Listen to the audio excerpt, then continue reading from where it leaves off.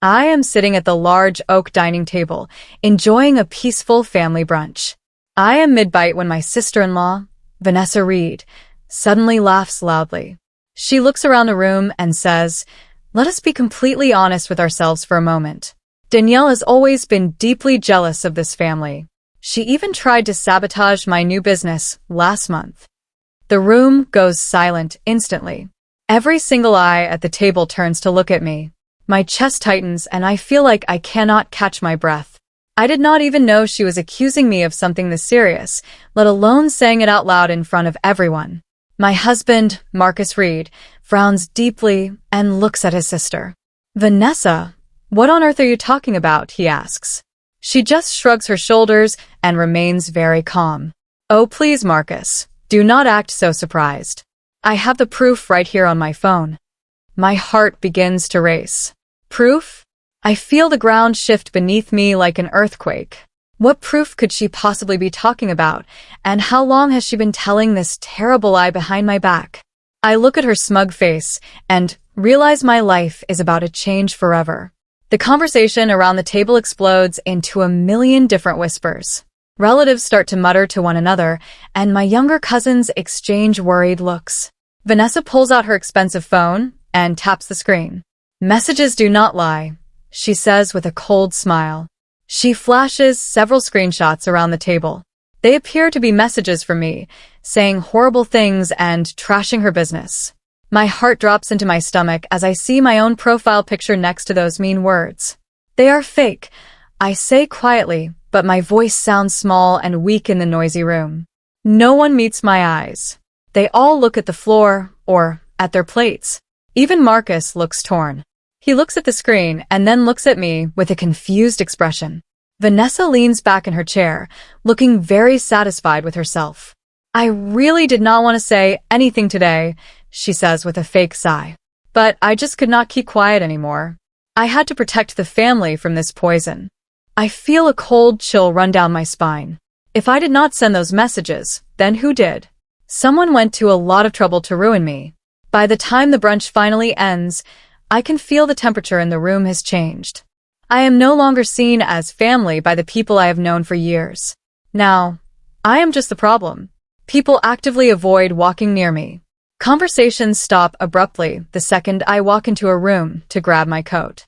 In the car on the way home, the silence is deafening.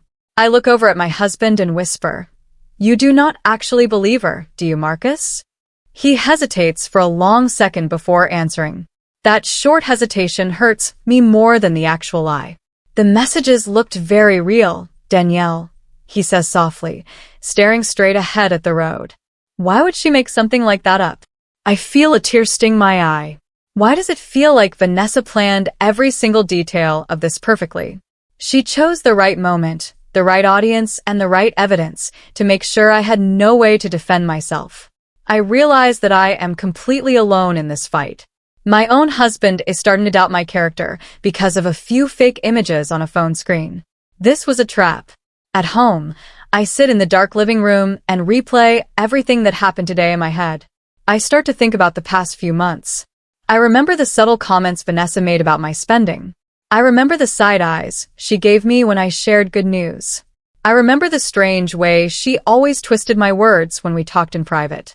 This did not just start today, at the brunch table. She has been building this narrative very slowly and very carefully for a long time. I have been ignoring all the warning signs because I wanted us to be a happy family. I thought she was just a bit competitive or stressed with her work. Now I see that I was being naive. She was planting seeds of doubt in everyone's minds so that when she finally dropped this bomb, they would be ready to believe it. My mind is spinning as I try to understand her goal. What was her endgame? Why would she want to destroy my reputation so badly? There has to be a reason for this level of cruelty. People do not work this hard to ruin someone unless they have something big to gain from it. I decided to stop crying and start looking for answers. I go to my computer and check some company records that I haven't looked at in months. My name is still officially listed as a silent partner in the Reed Family Logistics Company. This was a gift from Marcus's father when we got married. It gives me a say in big decisions and a share of the profits. I noticed something interesting in the recent files. Vanessa recently became the acting manager of the entire firm while the parents are semi-retired. The thought hits me like a bolt of lightning. If I am discredited and seen as a traitor to the family, I will lose my influence in the company. The family might even pressure me to sign over my shares to fix the damage I supposedly caused. Did she destroy my reputation just to take full control of the business? It makes perfect sense. She wants the power and the money all for herself, and I am the only thing standing in her way. She needed to make me the villain, so she could play the hero. The cliffhanger is clear. Did she really ruin my life just for a promotion and a bigger paycheck? I spent the next several hours zooming into the screenshots that Vanessa showed everyone at the brunch. I had taken a quick photo of them when she was passing her phone around. Something feels very off about the images. I look at the dates and the exact times on the top of the messages. I then pull up my own phone records from my cellular provider. The timestamps do not match my actual phone activity at all. According to the screenshots, I was sending mean messages at 2 p.m. on a Tuesday. But my phone records show I was on a long call with my mother at that exact time. My pulse begins to quicken with excitement. This was not just simple gossip or a misunderstanding. This was manufactured evidence. She used an app or a website to create fake conversations that never happened. I feel a surge of hope. If I can prove that these messages are fake, everything will change. The family will have to see her for who she really is. But I need more than just my phone bill. I need to know how she did it and who helped her. This was too clean for her to do all by herself. The next day, I received a very unexpected message on my social media account. It is from Chloe Bennett. Chloe used to be Vanessa's best friend, but they had a huge falling out last year. I saw the drama on the family group chat, Chloe writes. Those screenshots she showed, they look very familiar to me. My breath catches in my throat. I quickly type back and ask her what she means. A few minutes later, Chloe sends me a link to a message generator template. It is a website where you can type in any name and any text to make it look like a real chat. Vanessa used to use this to prank her old boyfriends, Chloe tells me. She is an expert at making them look real. I feel like I finally have a weapon to fight back with. Vanessa did not just tell a lie, she engineered evidence to deceive her own family. My heart is pounding as I save the link and the messages from Chloe. I have the how, but I still need to find out the why and prove it to Marcus. I am starting to see the cracks in Vanessa's perfect plan. I meet Chloe for coffee in a quiet part of town where no one will see us. She looks nervous, but she wants to talk. Danielle, you need to be careful, she warns me. Vanessa talked about setting you up many months ago. She told me you were too smart for your own good and that you were getting in the way of her plans for the company. My stomach twists into a painful knot. Months? That means she has been watching me and waiting for the right moment to strike. This was not an emotional outburst or a sudden mistake. This was a long-term strategic move. She wanted to make sure I had no allies left when she finally made her move. Chloe tells me that Vanessa even tried to get her to help with the fake messages, but Chloe refused, which is why they aren't friends anymore. It is chilling to realize how far she was willing to go. She was willing to destroy my marriage and my life just to get what she wanted. I thank Chloe for her help and promise to keep her name out of it for now. I have to be just as strategic as Vanessa. When I get home, I sit Marcus down in the kitchen. I show him the inconsistencies in the timestamps and the link Chloe sent me. He looks at the papers and the screen for a long time. He listens to my explanation, but he moves very slowly. He looks exhausted. She is my sister, Danielle, he says quietly, rubbing his eyes. We grew up together. I find it hard to believe she would be this evil. I feel a flash of anger. And I am your wife, Marcus. I reply firmly. I am the woman you chose to spend your life with. Do you really think I would suddenly start trashing your family business for no reason? The silence between us is very heavy. I can see the struggle in his eyes. He wants to believe his sister is a good person, but the evidence I am showing him is hard to ignore. He is stuck between blood and truth. I realize that I cannot rely on him to save me. I have to save myself and prove the truth so clearly that he has no choice but to see it. Our marriage is on the line, and the tension is pulling us apart. I decided to dig even deeper into the company's financial records. If Vanessa wanted me gone to control the money, there might be a trail. I spend all night looking at the digital ledgers. That is when I find the biggest secret of all. I find several large financial discrepancies in the company accounts. There are withdrawals of thousands of dollars that do not have proper receipts. My heart stops when I see who approved them. They were all approved by Vanessa. But there is a second signature on the digital authorization forms. My name. I freeze in my chair, staring at the screen. I never signed these. I never even saw these documents. She is not just lying about me being mean. She is using my name to steal money from the family business. She is setting me up to take the fall for fraud. If an auditor looks at these files, I am the one who will go to jail. Am I about to take the fall for something much bigger than just a few mean messages? My fear turns into a cold, hard anger. This is a crime. The very next morning, the situation gets even worse. I received a formal legal notice in the mail. It is a letter from a lawyer representing the Reed Family Logistics Company. The letter mentions professional misconduct and financial fraud. It says that an internal investigation is pending and that my access to company accounts has been suspended. My hands shake as I read the words. Vanessa didn't just ruin my reputation with the family. She is now setting me up legally. She must have known I would start digging, so she hurried her plan. She wants to get me arrested or sued before I can show anyone the truth. Everything feels like it is closing in on me. I feel like I am trapped in a box and the air is running out. How do I fight something this calculated and cold? She has the company resources, the family's trust, and a head start. I take a deep breath and try to calm my racing heart. I cannot let fear win. If I panic, I lose. I need a plan that is better than hers. I need to be smarter.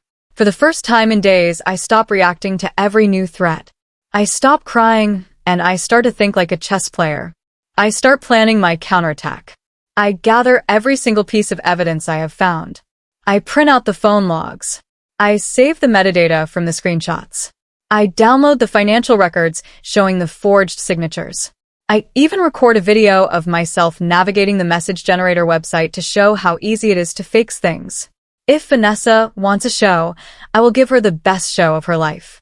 I will not just defend myself. I will expose her completely. I realize that I need to present this in a way that no one can deny. I need everyone to be in the same room at the same time, so she cannot lie her way out of it individually. I am turning my fear into a sharp strategy. I am ready to fight for my life. The only question is where and when I should make my move. I need a stage where everyone is watching. I talk to Marcus and tell him that we need to settle this once and for all. He agrees, and he announces a full family meeting at our house for the upcoming weekend. Everything ends this weekend, he tells his sister and his parents. Vanessa smiles when she hears this. She looks like she has already won the game. She probably thinks I am going to beg for forgiveness or offer to give up my shares to make the investigation go away. I see her smirk when she thinks I am not looking. I just smile back at her with a calm face. She has no idea what I have been doing in the late hours of the night. She has no idea about Chloe or the metadata or the forged signatures. She thinks I am a scared housewife, but she is about to find out that I am her worst nightmare. The countdown has started. I spend the week preparing my presentation like I am heading into the most important business meeting of my life. My future depends on these next 48 hours. The day of the meeting arrives, and it feels like the calm before a massive storm. Our house slowly fills up with relatives. There is the sound of forced laughter and the clinking of drinks. On the surface, it looks like a normal family gathering, but underneath it all, the tension is thick enough to cut with a knife. Everyone is looking at me out of the corner of their eyes. They still think I am a saboteur and a fraud. Vanessa arrives last, looking very confident in a professional suit. She avoids me completely, walking right past me to talk to Marcus's father. Or maybe she is just so confident that she thinks I don't matter anymore.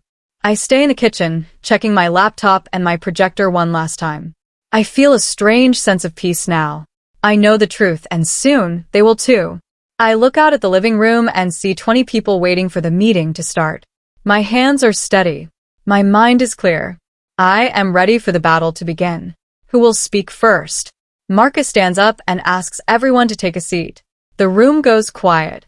Vanessa stands up immediately before anyone else can speak. I think it is time that everyone finally knows the whole truth about Danielle, she says loudly.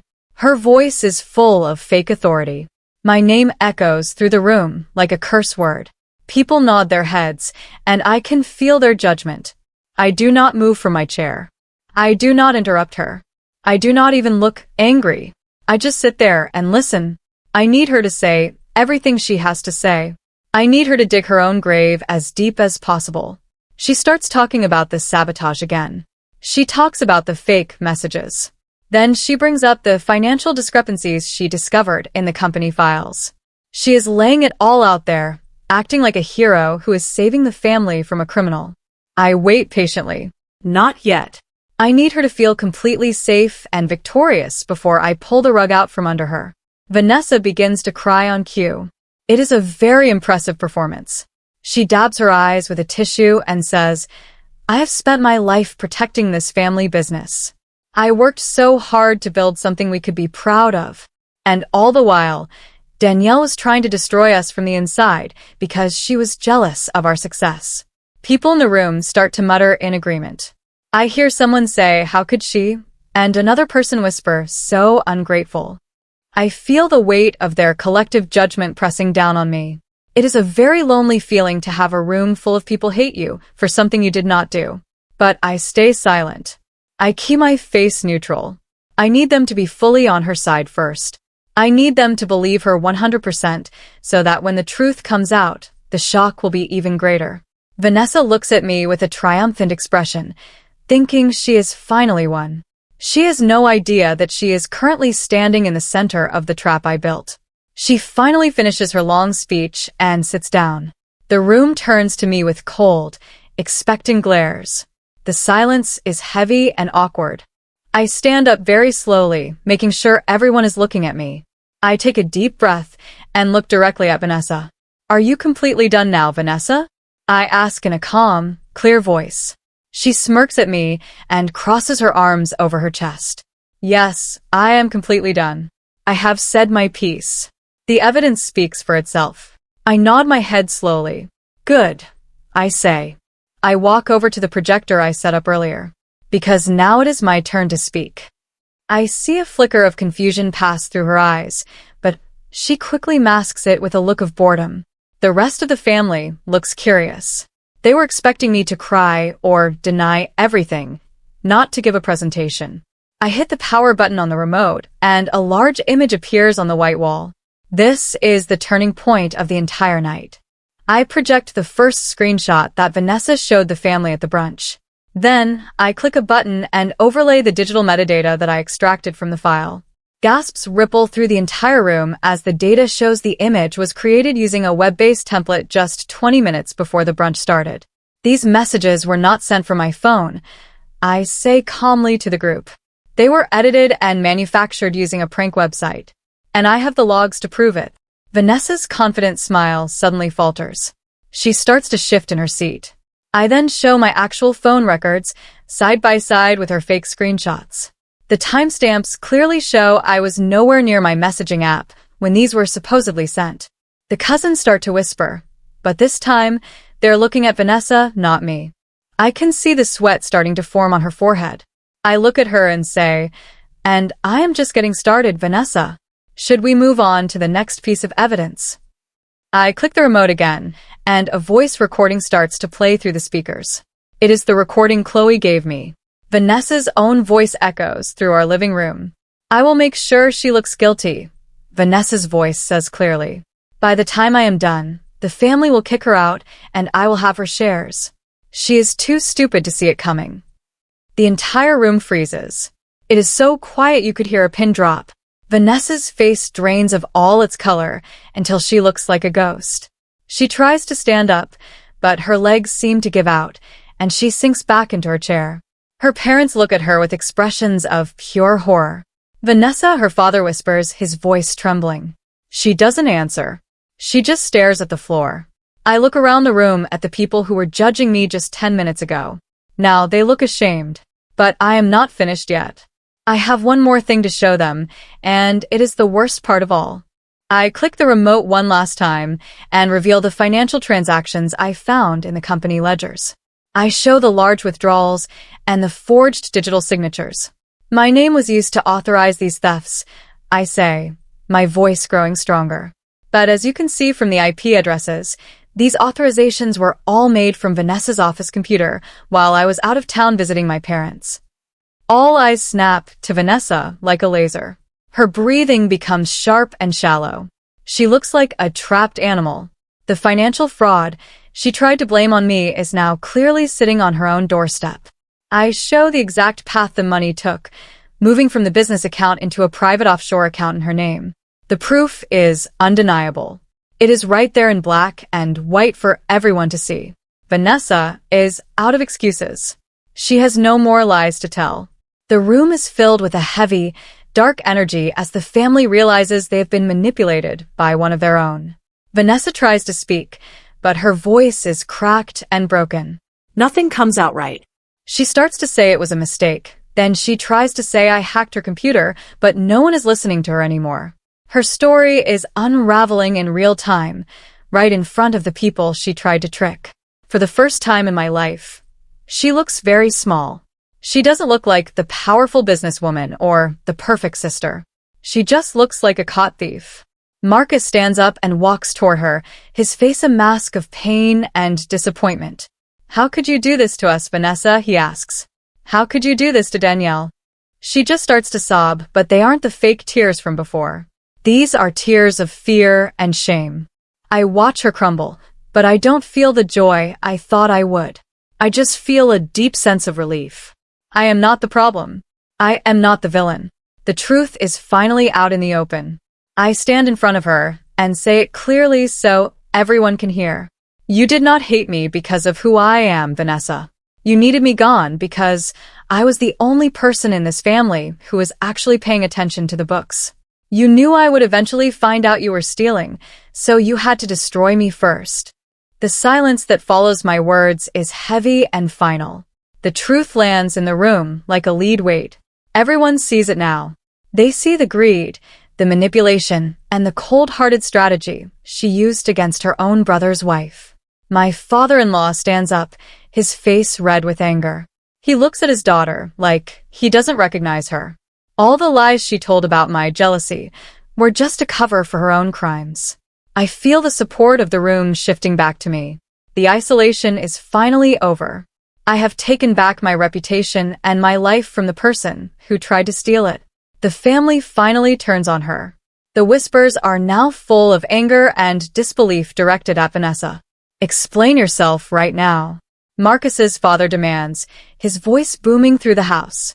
Vanessa finally breaks down completely. She starts stuttering and sobbing, admitting to the fake messages and the money. I just wanted to be successful, she cries. I wanted to show you I could run the company better than anyone else. I needed the money to jumpstart my own projects. She admits to everything in a messy, desperate rush. She looks around the room for help, but no one moves to come for her. Even her own mother is looking away in shame. She finally admits that she spent months planning this. It is a pathetic sight. I realize that an apology won't fix any of this. The damage she did to the family's trust is permanent. She tried to burn down my life to warm her own hands, and now she is the one left in the cold. I do not shout at her. I do not call her names or insult her in front of the family. I have already won, and I don't need to be cruel to prove it. I just look at her and say, you will have to face the consequences of what you have done, Vanessa. Legal, professional, and personal. It is a firm and final statement. Marcus steps beside me and puts his arm around my waist. This time, there is no hesitation in his touch. He looks at his sister with a cold, distant expression. You need to leave this house, Vanessa, Marcus says. And you need to stay away until the lawyers and the police are finished with their work. The balance has shifted completely. I am the one standing tall, and she is the one being cast out. As she grabs her bag and walks out the door, crying, the room feels lighter. The poison has been removed. I look at Marcus, and I can see the regret in his eyes for ever doubting me. Several weeks pass, and things are very different now. The whispers have stopped, and they've been replaced by a new level of respect from the family. The truth replaced all the doubt.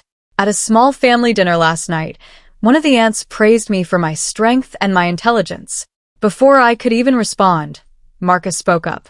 "You have no idea what Danielle has done for this family," he said with a proud smile. "She saved the company, and she saved us from ourselves." I glanced at the empty seat where Vanessa used to sit. There is no feeling of revenge in my heart, just the reality of the situation. She chose her path, and I chose mine. The company is being audited, and I am now the one helping to manage the recovery. There is finally peace in our home and in our lives. I learned that the truth is a powerful thing, but you have to be brave enough to go find it. I am Danielle Reed, and I am never going to let anyone tell my story for me again.